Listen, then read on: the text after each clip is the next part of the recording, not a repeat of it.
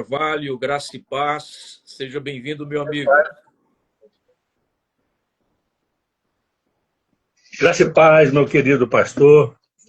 Pastor João, muito obrigado pela oportunidade. Não é rara, em meio a esse deserto no estudo da escatologia bíblica, salvo de alguns pastores que não perderam a visão de entender que a maior agenda do crente é o encontro com Cristo.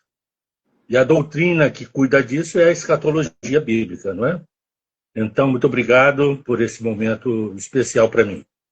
Pastor Adinaldo, é um privilégio muito grande da minha parte poder conversar com o senhor, mesmo que virtualmente, não nos conhecemos ainda pessoalmente, mas recebi muitas referências a seu respeito e tenho um profundo respeito e uma grande admiração por sua pessoa, por aquilo que o senhor exerce no reino de Deus. É de fato esta área que o senhor mentoria, defende, exerce e propaga, é uma área muito escassa, principalmente nesta igreja contemporânea que se secularizou. A igreja deixou de olhar para o céu e passou a olhar para a terra. E nós precisamos despertar a igreja para esta verdade bíblica e nada melhor do que falar sobre a volta de Jesus. Pastor, já quero ir direto ao assunto. Eu queria que o senhor me respondesse no seu vasto conhecimento da escatologia bíblica, o que é escatologia bíblica e por que ela é importante para a fé cristã? Meu querido pastor, a palavra escatologia vem do grego eschatos, que quer dizer as últimas coisas. E logia o estudo, a sistemática, a doutrina, não é? Das últimas coisas. O que sejam as últimas coisas? Não é o fim do mundo, não é a igreja ir para o céu, não é tantas coisas que as pessoas têm abordado. As últimas coisas que trata a escatologia bíblica são as últimas coisas do governo humano sobre a terra. Deus abriu um time, um tempo, para que o homem pudesse reinar. Deus interrompeu o reino lá no Éden, com a queda de Adão, e ali abriu um tempo para o homem. Já que vocês querem ser independentes, tá aí. Usem aí 6.000 anos para que vocês exerçam autoridade sobre a terra. E alguém exerce autoridade sobre vocês. E esse alguém que exerce autoridade sobre o homem nesses 6.000 anos é o príncipe deste século, que é o inimigo das nossas almas. A humanidade é como se fosse os protagonistas da história humana que leem um script. E esse script foi desenhado a partir da queda, não é, por Satã, pelos conceitos das trevas. E o homem vem seguindo esse script. Por isso que a Bíblia deixa claro que o mundo jaz do maligno, que o príncipe deste século é Satanás, e aquela revolta que o homem propôs lá no Éden, querer ser igual a Deus, assim como o diabo quis, ela não se perdeu nesses 6.000 anos. A cada dia que passa, o homem quer ser mais que Deus. É só você ver hoje como anda o pensamento do homem, das elites, da ciência e da tecnologia. Eu tenho aqui áudios de Harari, Yuval Noah Harari, que fala que agora o homem chegou num nível que vai deixar para o lado ser criatura para ser criador. E nós vamos fazer mais que Deus. Porque Deus, afinal de contas, só pode criar orgânicos, vegetais, animais, mas nós não. Nós estamos numa empreitada de alcançar as prerrogativas e as habilidades de Deus para nos tornarmos homodeuses, que, aliás, é um dos títulos do livro dele, Homo Deus. E ali nós não precisamos esperar Jesus voltar. Isso é fake news, segundo ele.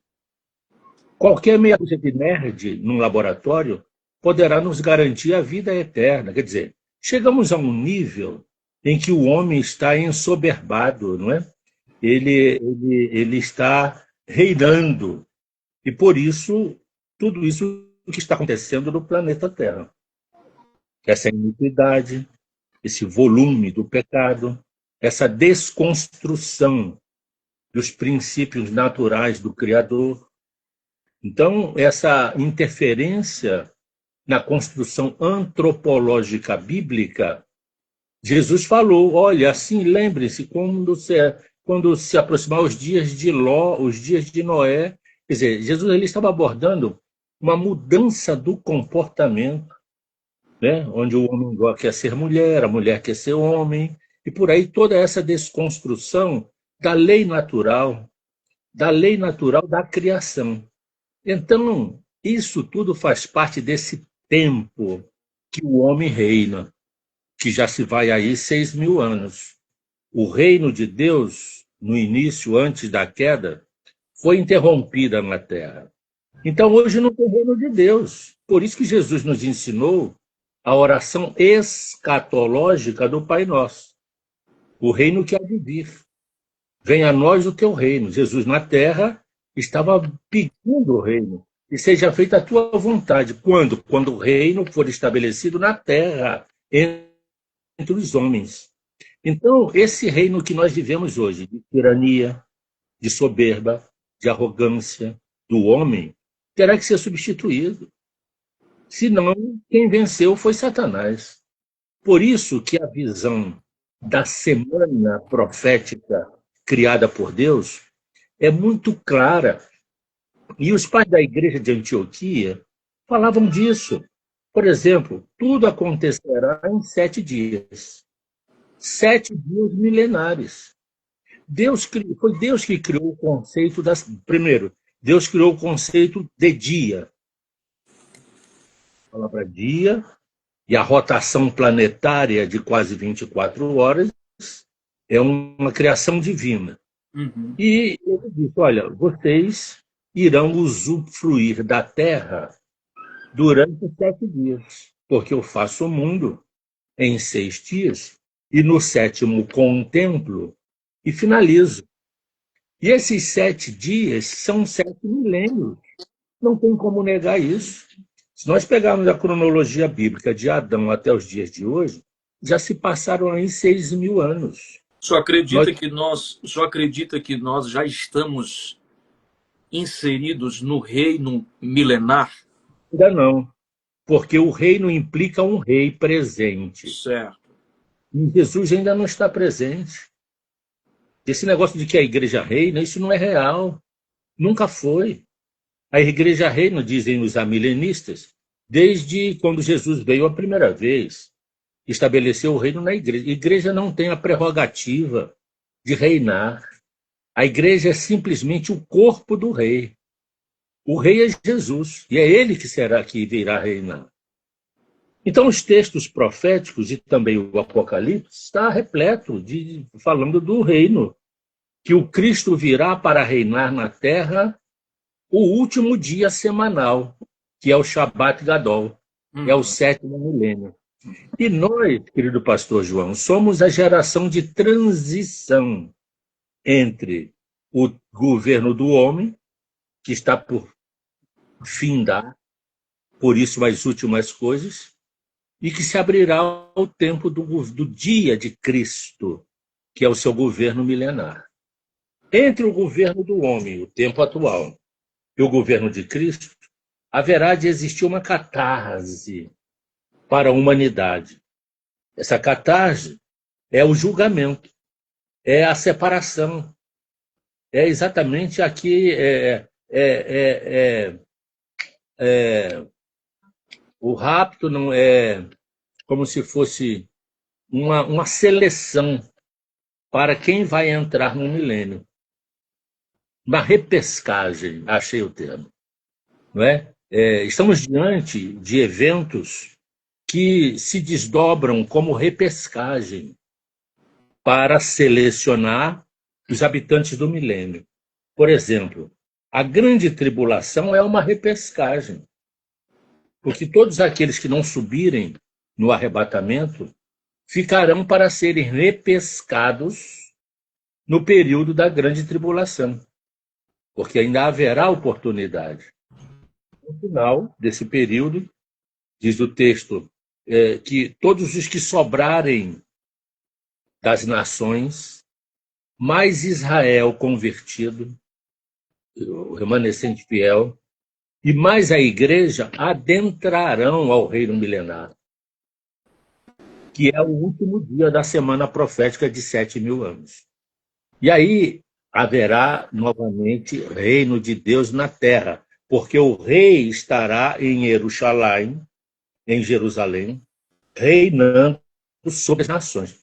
Hoje eu estive lendo, abre para mim, filha, Isaías, capítulo 32. Olha que coisa fantástica. Não sei se o irmão pode colocar aí na tela, Isaías 32, versículo 1. Versículo 1. Não apenas um texto, porque existem tantos outros. Sim. Pode ficar à vontade, pastor.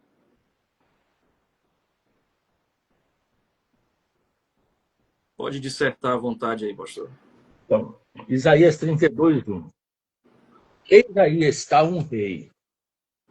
Eis aí está que reinará um rei com justiça.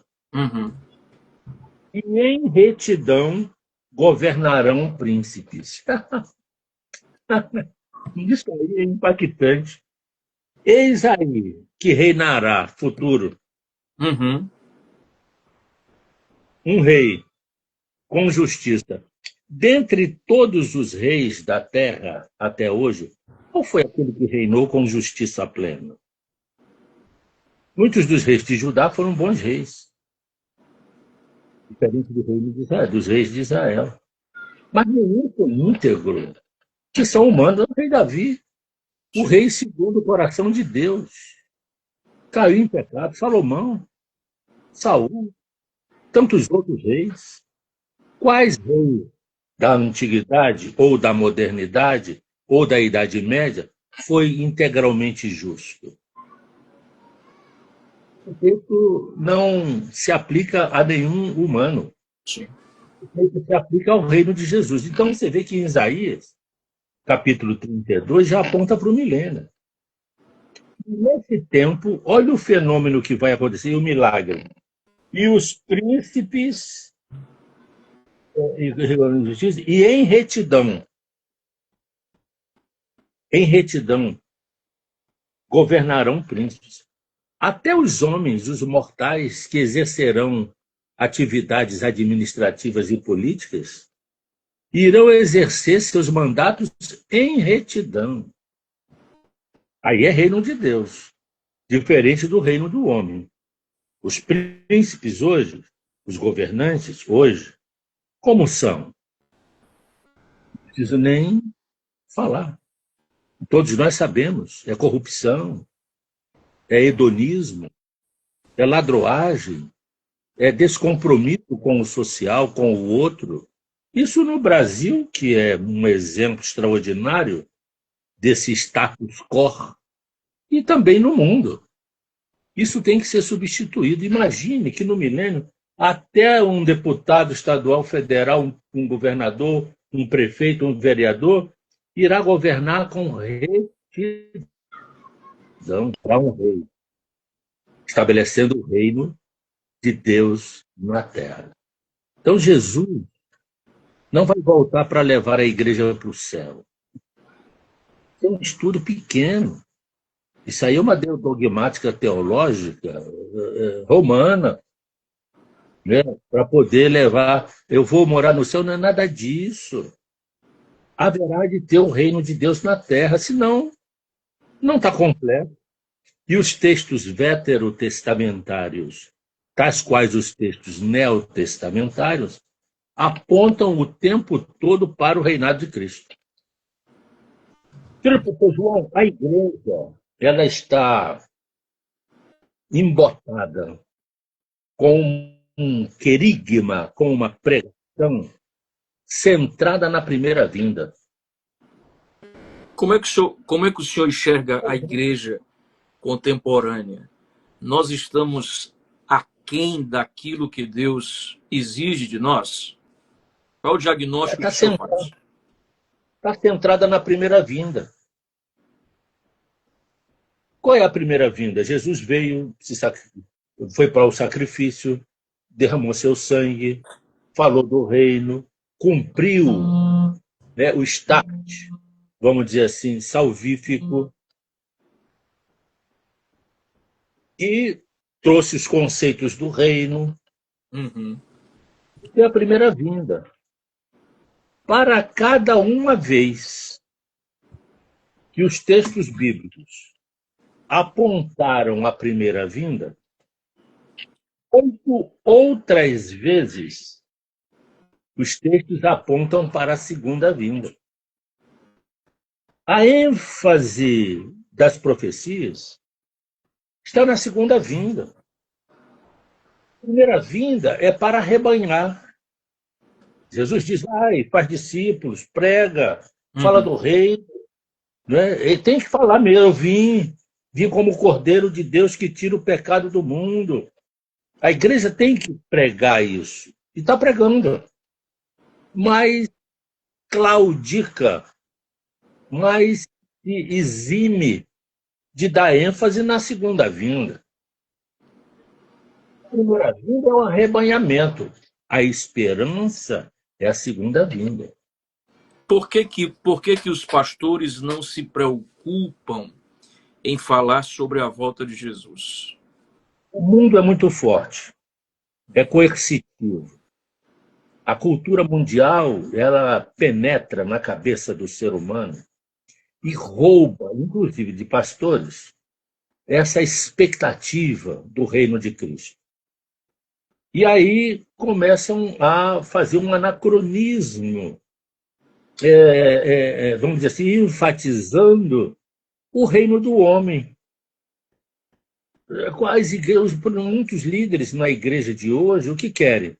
Fazer grandes prédios suntuosos e para depois colocar uma placa de bronze ali com o seu nome, que edificou aquele grande prédio. Claro que os pioneiros fizeram uma grande obra. Hoje já está mais fácil. A pregação do evangelho hoje era para ser muito mais eficiente e competente do que foi na época dos pioneiros. Porque os pioneiros colocavam coração. E hoje, a dita liderança coloca poder, né? Igreja querendo influenciar na política, a igreja querendo reinar o reino deste mundo, e a igreja dando ênfase a uma eclesiologia voltada para o secularismo, A igreja né? se secularizou. Só acredita Crente que relativizado. o culto deixou de ser teocrático e passou a ser antropocêntrico. O senhor vê assim? Exatamente. Crentes secularizados relativizando os absolutos de Deus. Uhum. Antropocentrismo é o homem. Você vê que as mensagens, a maioria delas falam para o homem, porque Deus vai te dar, Deus vai te fazer isso, Deus vai entrar no terreno do inimigo, Deus é isso, você. E por isso, traga aqui as suas riquezas para os corporativismos, que o Senhor vai te dar, né? Então, agora eu vi um pastor aqui que diz, eu sou a empresa fulana de tal em São Paulo me veste. E ele com um terno bonito, azul, não sei o quê, aquela gravata estilosa. Sabe por quê? Todo mês eu vou lá e pego terno, roupas. Porque um dia uma pessoa não tinha um terno, eu peguei, dei ternos para ele, dei sapatos, dei isso. Por isso eu tenho. Não é isso. Não é isso. Ele tá usando isso aí para poder traduzir uma mensagem estapafúrdia, mentirosa. Então, o que nós vemos hoje na igreja são escândalos pervertendo o verdadeiro evangelho. Tem outro aí que pega uma corda dessa grossura, e estica no meio da igreja, cada um se enrola na corda e paga ingresso para entrar na igreja, para que as pessoas, ao se enrolar na corda, se desenrolem na vida e venha a prosperidade. As bestialidades que a igreja dita evangélica está produzindo hoje é algo, sabe, sem medidas.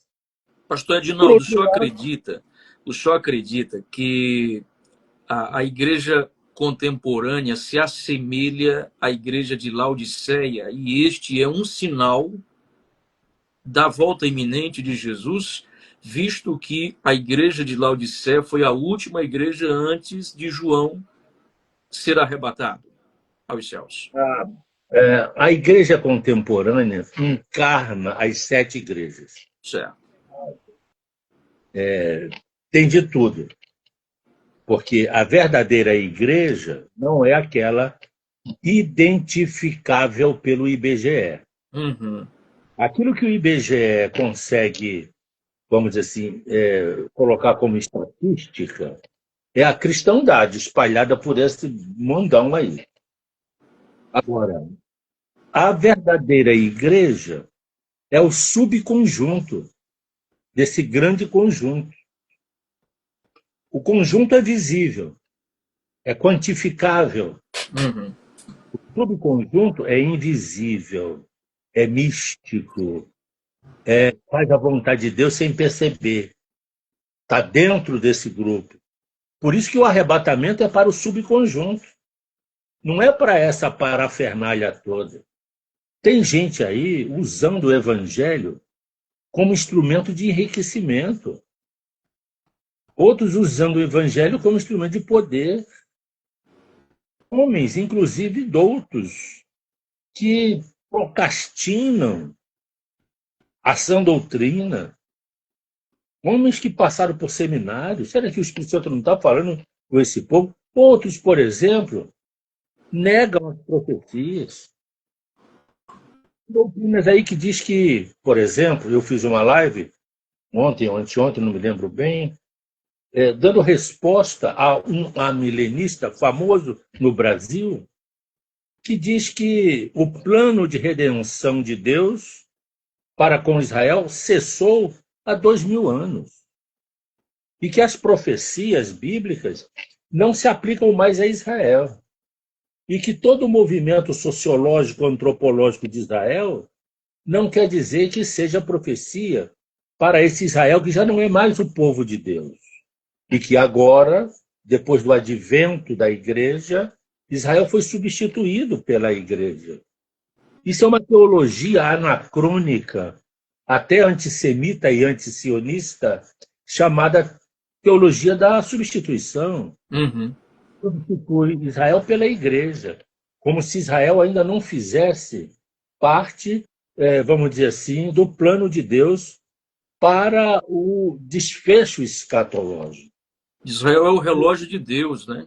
Além disso, está lá o Antigo Testamento falando as profecias de Gênesis a Malaquias, nenhuma se aplica à igreja, Sim.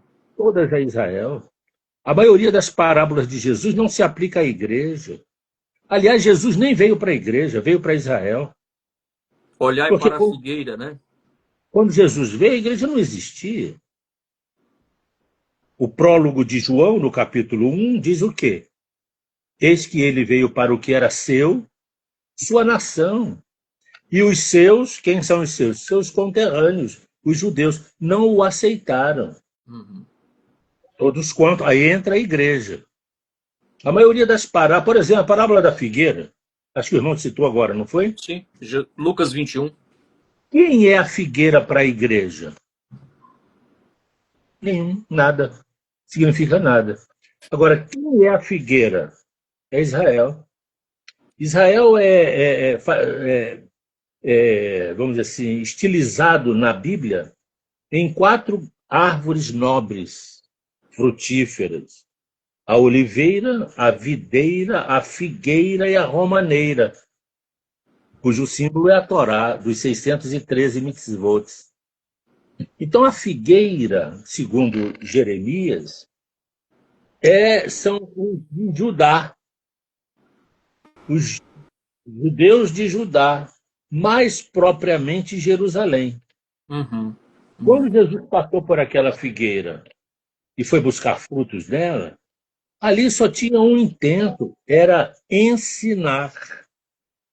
Era ensinar os discípulos. Ele estava ali mostrando, está vendo? A figueira não vai gerar fruto, ela vai secar.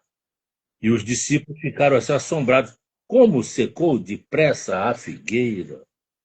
A figueira era Jerusalém.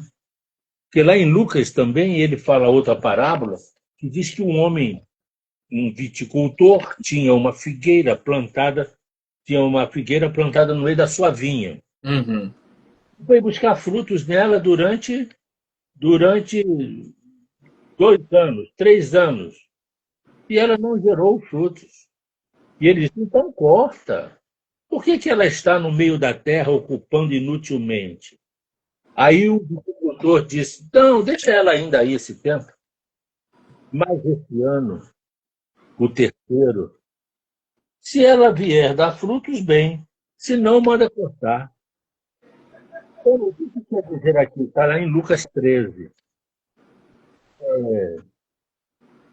Aí diz que o viticultor, ao redor da figueira, para botar estrume.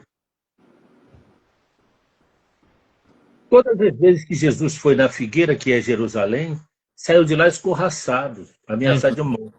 Uhum. Jesus não encontrou em Jerusalém frutos de arrependimento. Estava lá o sacerdotalismo, Anás e Caifás e toda a sua tropa, o herodianismo, cúmplice de Herodes, o farisaísmo, os saduceus, tudo no entorno do interesse secular e econômico. Jesus não teve guarida de pregar o evangelho em Jerusalém. Aí foi cavar ao redor da figueira, ao redor de Jerusalém. Desculpa. Foi para a Galiléia dos gentios, começando por Caná da Galiléia.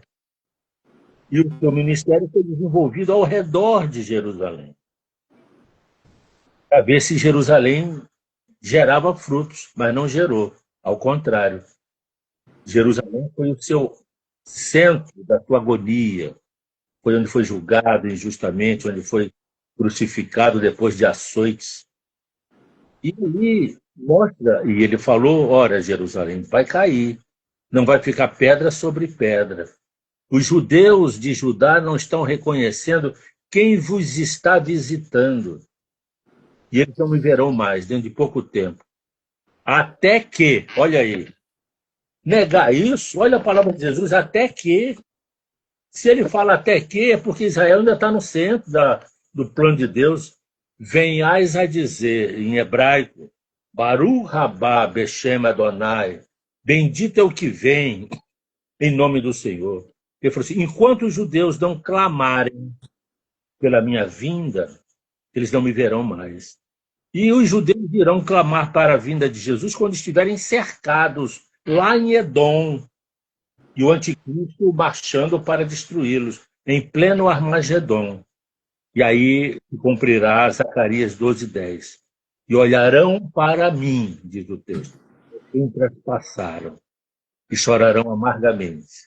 Ali haverá conversão nacional do remanescente fiel de Israel para entrar no reino milenar, como a nação sacerdotal, cabeça entre as nações para o milênio de Cristo. Pastor Adinaldo, falando sobre Israel, vamos olhar agora para o terceiro templo, na sua visão. O senhor que é um dos grandes escatólogos de muito gabarito. O senhor acredita que já está tudo preparado para a reconstrução do terceiro templo? Sim. Só fazendo uma correçãozinha, eu não sou grande escatólogo, sou apenas um faminto das escrituras, né? Eu era craque da seleção brasileira. Como meu joelho pifou, aí eu não consegui mais jogar bola. O senhor jogou bola? Nada, eu estou brincando, é porque, como eu não posso jogar bola, eu fui estudar a Bíblia. Olha aí. É isso que eu quis dizer. É isso que eu quis dizer. Né? Então, eu nasci com uma enfermidade muito severa no coração, Foi não. destinado a morrer aos 5 anos. E quarta-feira agora completo 70. 10 tabuar. 10 vezes 7. E estou no lucro. E a medicina me desenganou.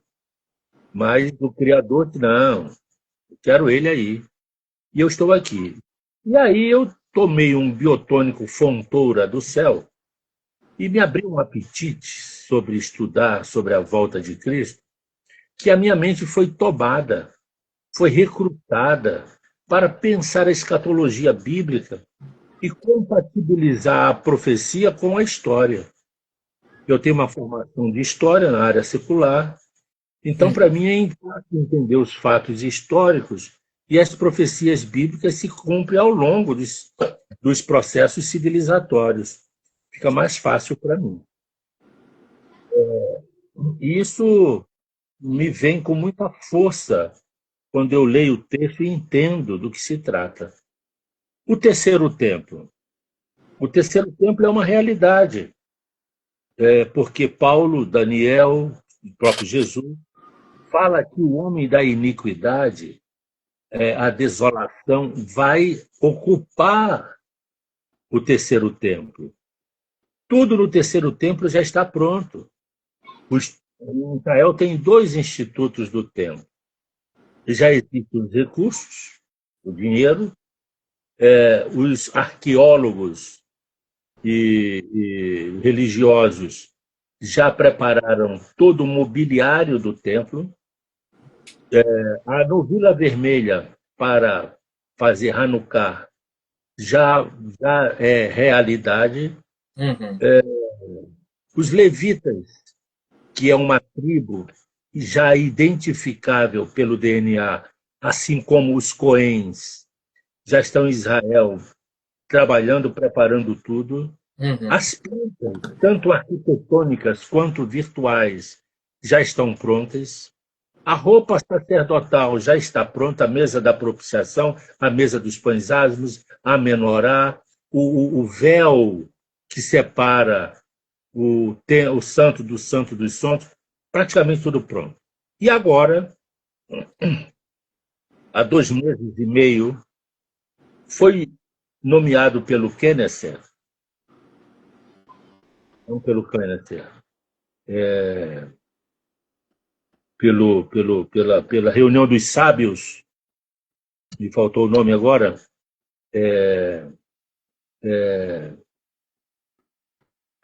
foi nomeado Baruch Kahane, que é um sábio judeu, Cohen, descendente de Arão, que foi nomeado como sumo sacerdote.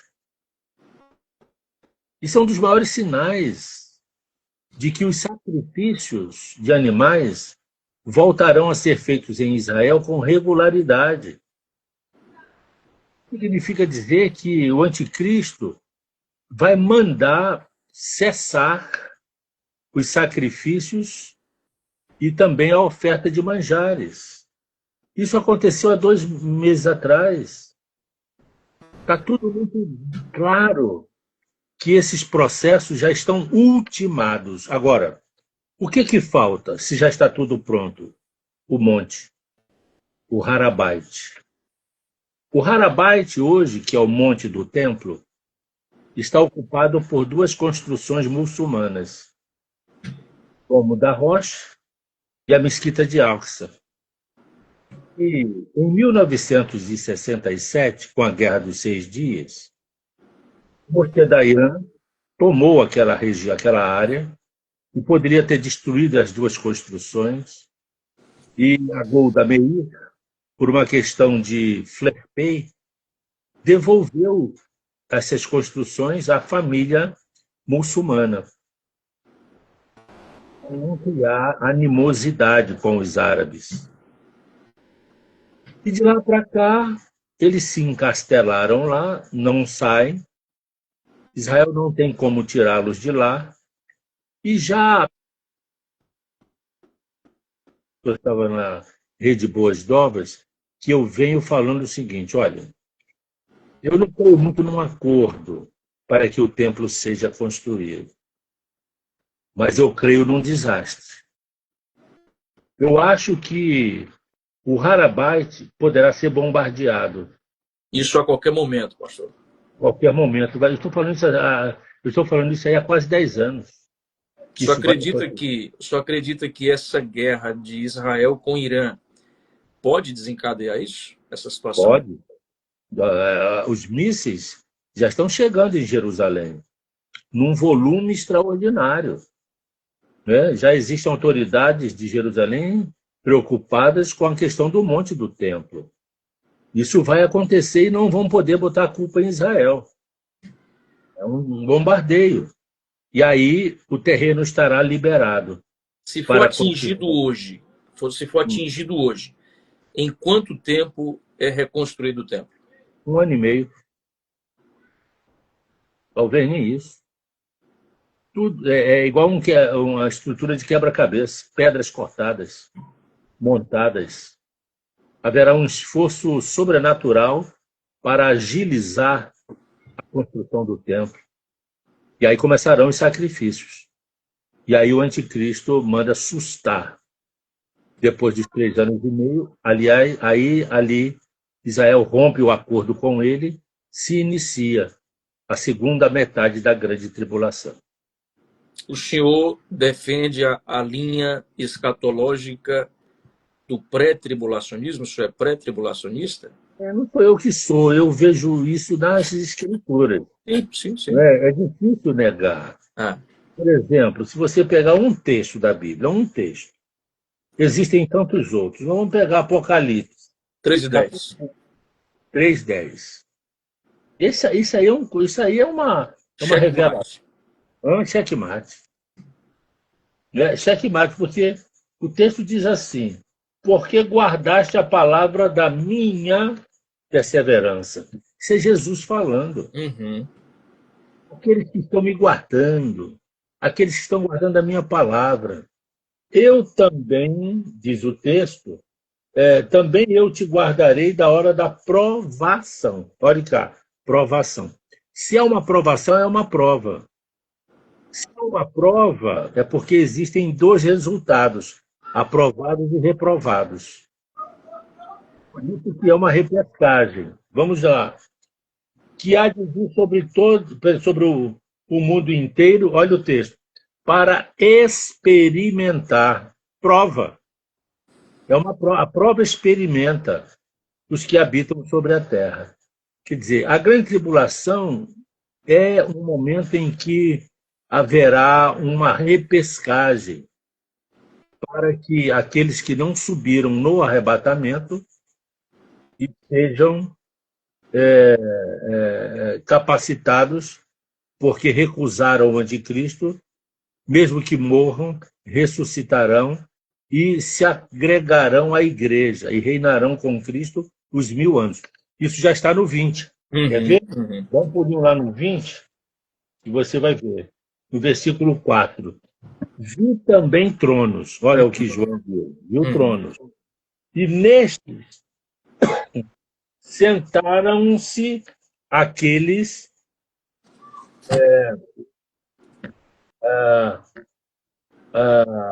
aos quais foi dada autoridade para julgar. Então, quando João vê tronos, ele vê tronos e vê corpos. Aham. Ele vê pessoas nos Uhum. tronos, já investida ou investidas de autoridade para reinar com Cristo milênio. Isso é a primeira parte do versículo. Na segunda parte diz assim: vi ainda, olha, outro grupo, as almas. Olha que coisa fabulosa. Jesus deu o poder de João a João de ver almas. Se João viu as almas, não viu corpos. Ele viu as almas. Está aqui no texto. Uhum. E eu não entender esse texto da maneira que ele está escrito, eu vou fazer outra coisa na vida. Porque eu não quero interpretar a Bíblia de forma alegórica, fantasmagórica, espiritual, como faziam os pais da igreja de Alexandria, que usavam a uponóia, que usavam interpretações de Heráclitos e de Platão para interpretar os textos. Aqui é a literalidade. João viu as almas, e essas almas foram dos decapitados por causa do testemunho de Jesus. Em que momento? Bem como por causa da palavra de Deus. Em que momento? Tantos quantos não adoraram a besta. Em suma, esses foram os que estariam convivendo com o anticristo e não adoraram a besta. E nem tampouco sua imagem, não receberam a marca na fronte e na mão. Olha, Está muito claro, está muito claro.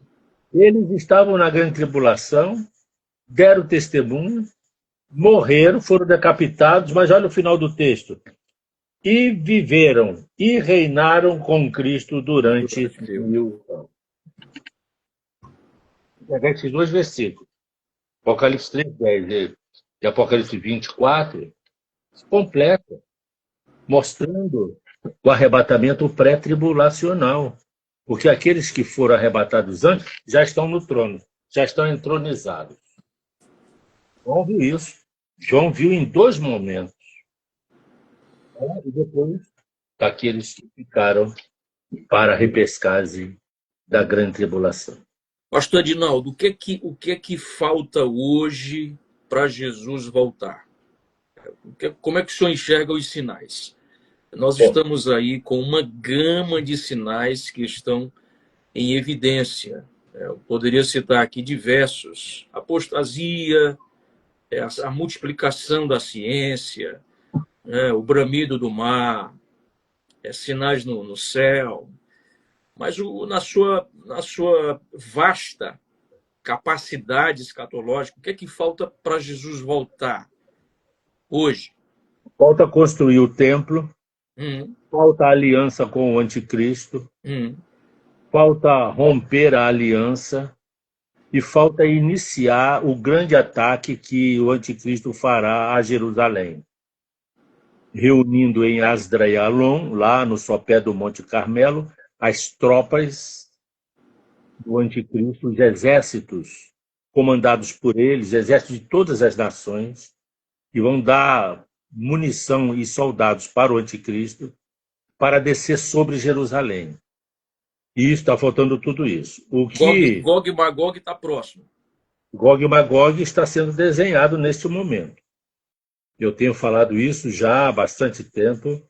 Tem no meu livro, se me permite, Pois não, professor. no livro de Escatom, todo um trabalho sobre Gog e Magog, mostrando quem é Gog, quem é Magog, como é essa aliança.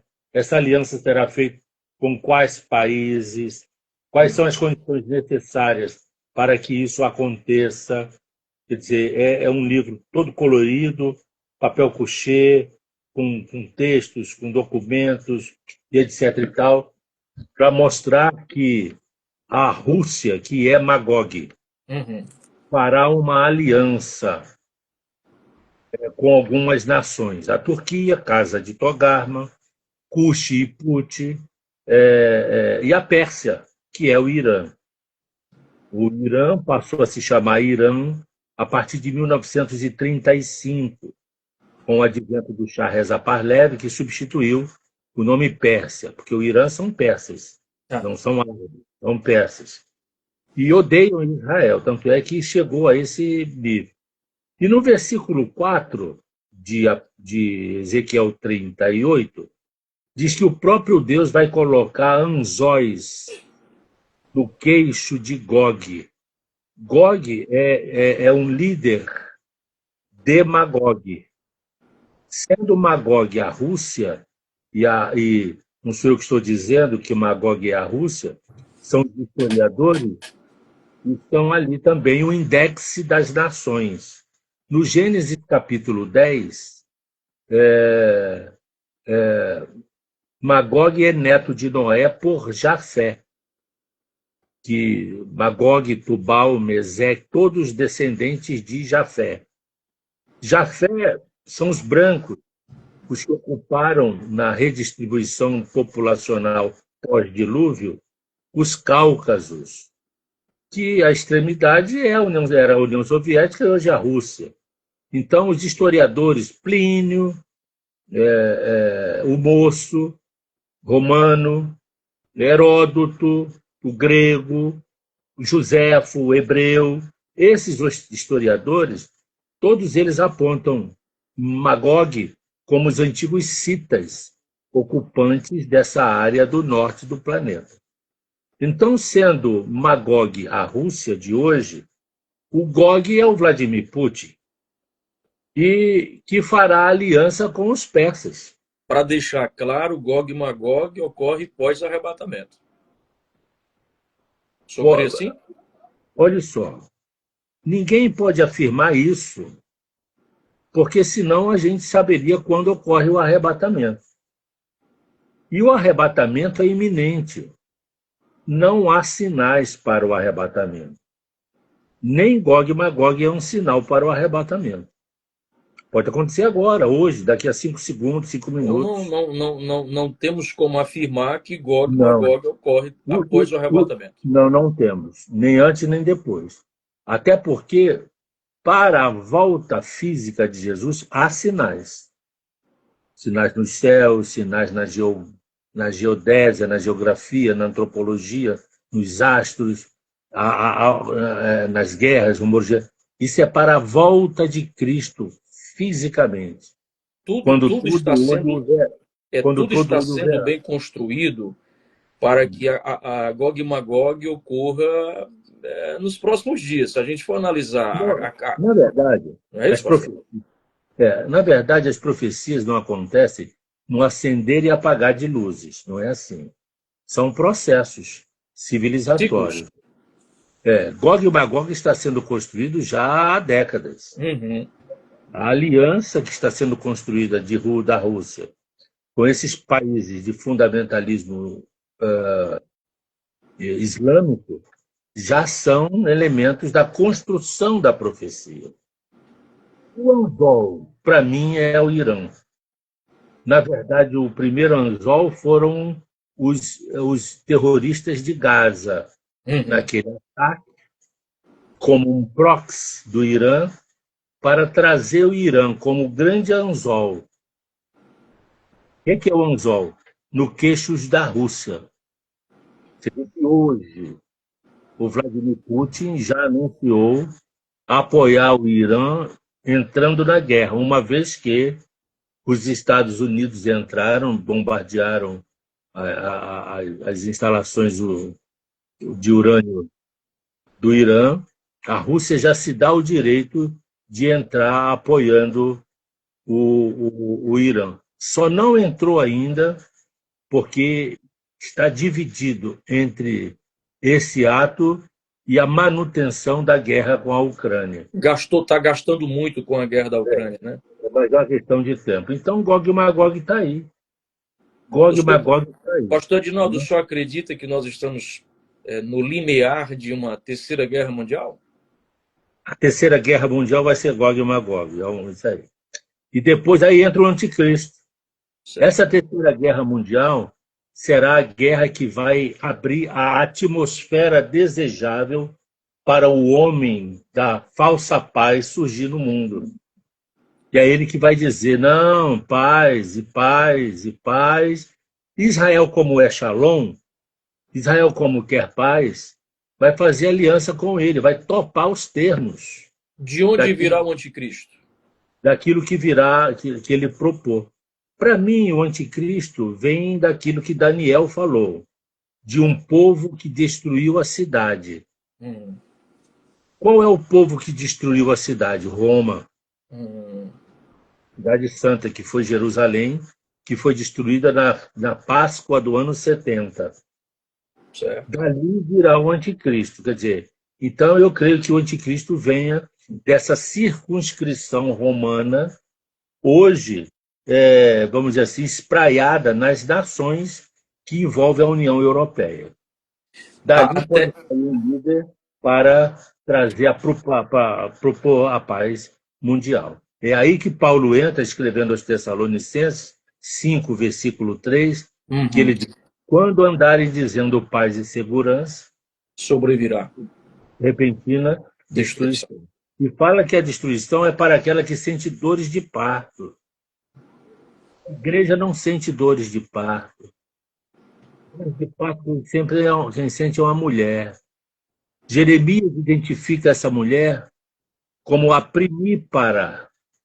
Uhum. Primípara é uma mulher que dará luz pela primeira vez em Israel.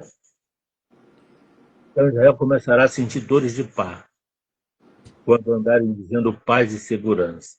Sobrará a repentina destruição. Jerusalém será novamente atacada, devastada. Não cairá totalmente.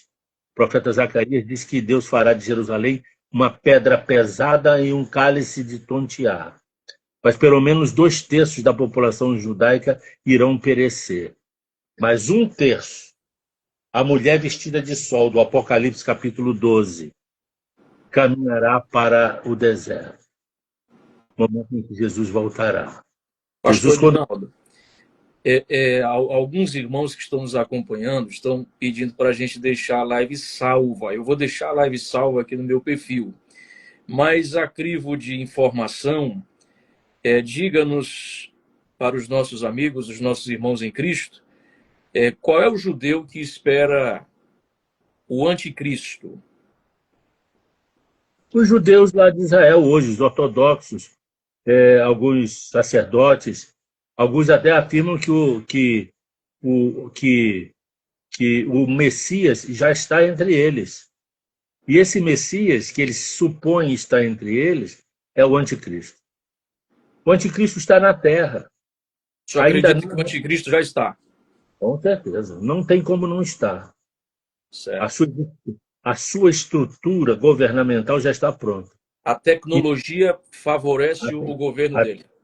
a tecnologia, a ciência, a, a legislação da Agenda 2030 da ONU, que será o arcabouço da sua lei durante o seu regime, ainda não é vinculativa, mas vai ser a parte da economia, a moeda única, através do CBDC, vai desbancar totalmente o dólar e vai surgir como uma moeda fiduciária no mundo inteiro. A parte também antropológica da sedução sexual, que tomará conta do planeta como um todo, a questão da legislação para formar o Exército Mundial Único, o controle da água, o controle das armas, tudo está pronto, tudo está pronto já. É uma questão de tempo. Como é que o senhor, vamos caminhar para o fim? Sim. Na verdade, queria conversar com o senhor aqui até meia-noite, tá? Mas o senhor tem aí a sua agenda concorrida, tem suas atividades, então a gente vai correr aqui para o fim. Agora, deixa eu fazer uma pergunta ao senhor. Eu já conversei com diversos pastores, diversas lideranças, homens muito preparados, pastor Gisel Gomes, pastor Elianai Cabral, pastor Douglas Batista, né? Dentre outros. Mas, observando por uma linha geopolítica, só acredita que a humanidade está sendo gerida por uma agenda? Só acabou de falar de uma agenda, a Agenda 2030. Existe um sistema que governa a humanidade? O senhor defende essa tese de que há um cronograma a ser seguido dentro de uma estrutura e de uma elite que determina o que deve ser feito, o que não deve ser feito, como deve ser feito? O senhor enxerga assim? Claro, o reset econômico, o globalismo, os Illuminates, os homens poderosos desse mundo que estão a serviços de um governo mundial único. Isso não é novo, não é? Isso Sim. aí já foi proposto já pelos maçons há muito tempo e hoje é uma realidade.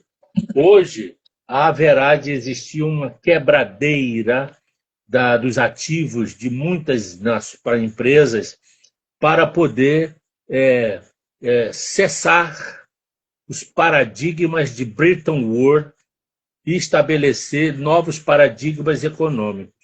onde o dólar vai perder o seu poder, os Estados Unidos vão quebrar também para não se tornar uma nação hegemônica, para também estar a serviço desse governante, né? Isso aí já está previsto. Eu tenho aqui alguns livros Pois não. que já escrevi sobre isso. É Uhum. uma questão de tempo, porque a Terceira Guerra já está, vamos dizer assim, estruturada.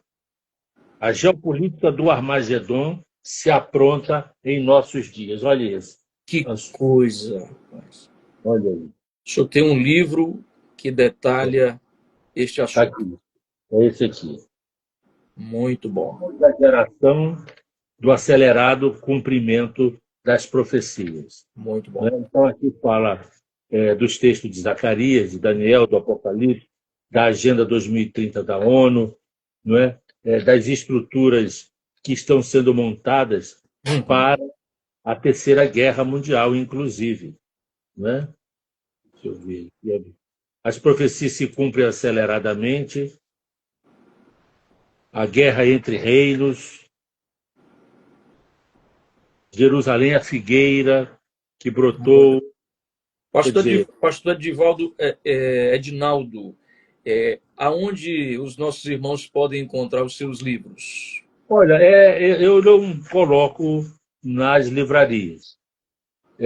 Rebeca tem um, um, um telefone do Ministério Escatom e ela recebe os pedidos e manda pelo correio. Certo, certo. Temos esse livro, só um minutinho, que eu quero ver aqui.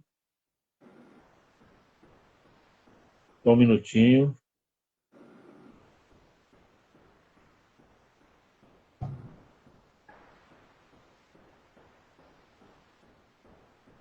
Uma Débora aqui está dizendo que tem 2 desses livros, ó.